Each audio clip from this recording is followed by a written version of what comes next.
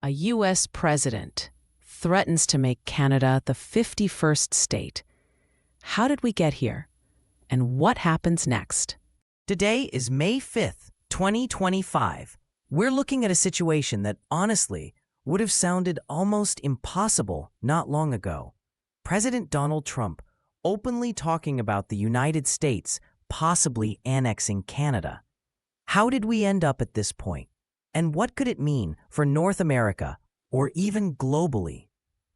Right, Tim. Trump's remarks about Canada maybe becoming the 51st state have caused a lot of concern, both internationally and in Canada. And these weren't just throwaway comments. They actually had immediate political effects. In Canada's federal election, the Liberal Party under Mark Carney won, and a big part of their campaign was about defending Canadian sovereignty. It's pretty unusual for a U.S. president's words to have this much impact on another country's election. Yeah, and the language was really striking. At a campaign press conference, Prime Minister Carney said, "Canada's sovereignty is never going to happen." He was directly responding to Trump. Ellie, how much of a real risk is there, actually? I mean, are we talking about just political talk here, or is there any chance, legally or militarily, that...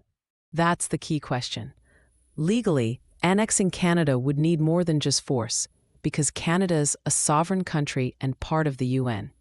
It would also mean changing both the U.S. and Canadian constitutions. And militarily, there's no sign of any movement. So far, the reaction's been diplomatic and economic.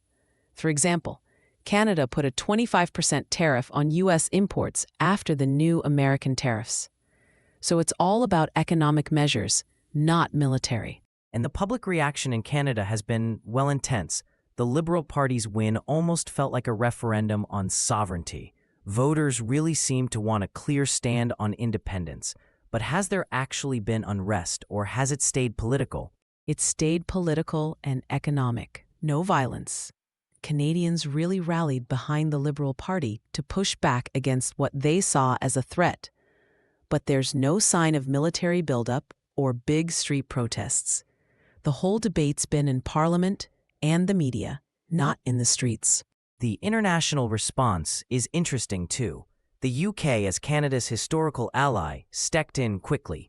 King Charles delivered Canada's throne speech, which is mostly symbolic, but still, it shows support at the top.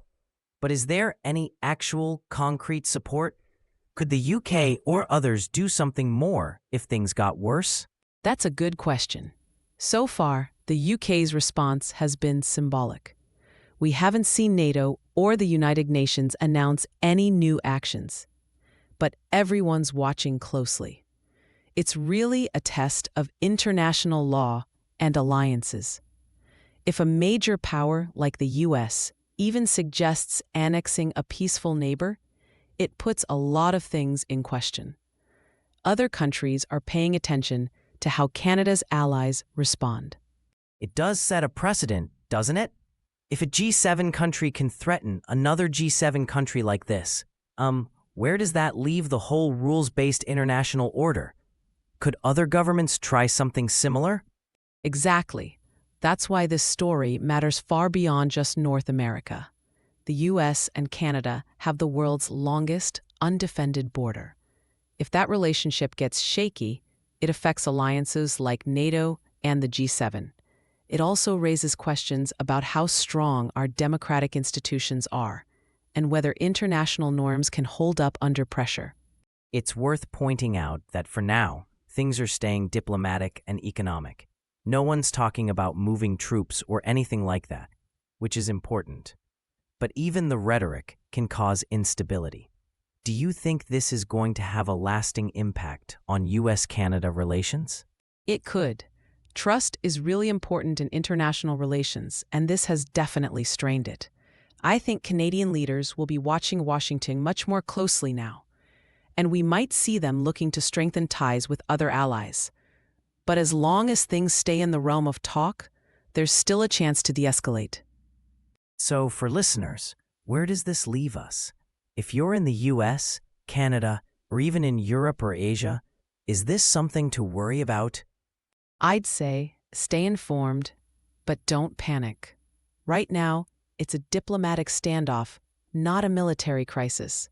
But it's a reminder that even close neighbors can have moments of real tension. Stability isn't automatic. Before we wrap up, let's quickly recap. Trump's threat to annex Canada led to political and economic responses, a clear win for Canadian sovereignty in the election, and got the attention of international allies. It really highlights how important international law is and what can happen when political rhetoric crosses a line. Thanks for listening. If you want to read more, check out coverage from CBC, The New York Times, BBC, and The Guardian, and send us your questions for future episodes. We'd love to hear from you. That's it for today. Keep asking questions and stay tuned.